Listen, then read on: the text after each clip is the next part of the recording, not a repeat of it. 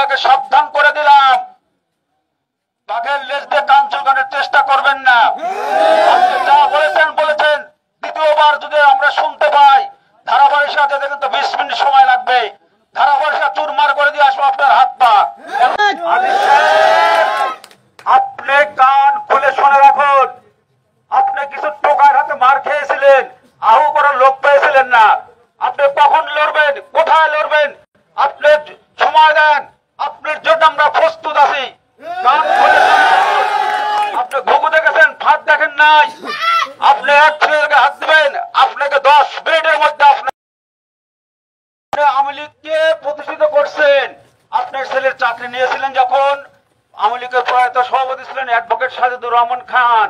আপনি লেখা নিয়েছিলেন যে আপনার ছেলে আওয়ামী লীগ পরিবারের সন্তান। আপনার ছেলের বইয়ের চাকরি দিয়েছেন বড়াইগ্রাম কলেজে।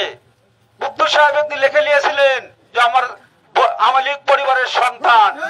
আপনি বিএনপির ভোটে বিএনপি থেকে উপজেলা চেয়ারম্যান হয়েছিলেন। আপনার মতো অনেক উপজেলা চেয়ারম্যান বরখাস্ত হয়েছিলেন, আপনি বরখাস্ত হন নাই। কি কারণে? আওয়ামী লীগের সাথে আপনার ভালো সম্পর্ক ছিল। আপনি আর কত আতত করবেন আওয়ামী লীগের সঙ্গে? আপনি পদত্যাগ করেন, নইলে আপনার বিরুদ্ধে কঠোর অবস্থানে যাব, গুরুদাসপুর অচল করে দিব। আপনার যদি লজ্জা থাকে বিএনপির পদ থেকে আপনি পদত্যাগ করুন, নইলে কিন্তু কঠোর কর্মসূচি আসবে। আপনি দিনে করতেছেন বিএনপি, রাতে করতেছেন আওয়ামী লীগ। নেতাদেরকে আশ্রয় প্রশ্রয় দিচ্ছেন, দলে ঢোকাচ্ছেন।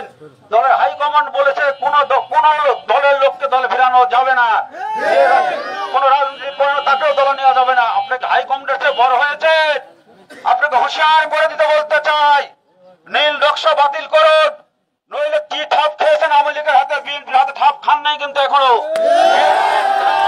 আপনার পিঠের উপর পড়লে আপনার জানাজার নামাজ পড়তে হবে। হুঁশিয়ার করে দিলাম আপনাকে, আপনাকে সাবধান করে দিলাম, বাঘের লেজ দিয়ে কান চুলকানোর চেষ্টা করবেন না। আপনি যা বলেছেন দ্বিতীয়বার যদি আমরা শুনতে পাই, ধারাবাহিক সাথে কিন্তু 20 মিনিট সময় লাগবে। ধারাবাহিক চুরমার করে দিয়ে আসবো আপনার হাত পা।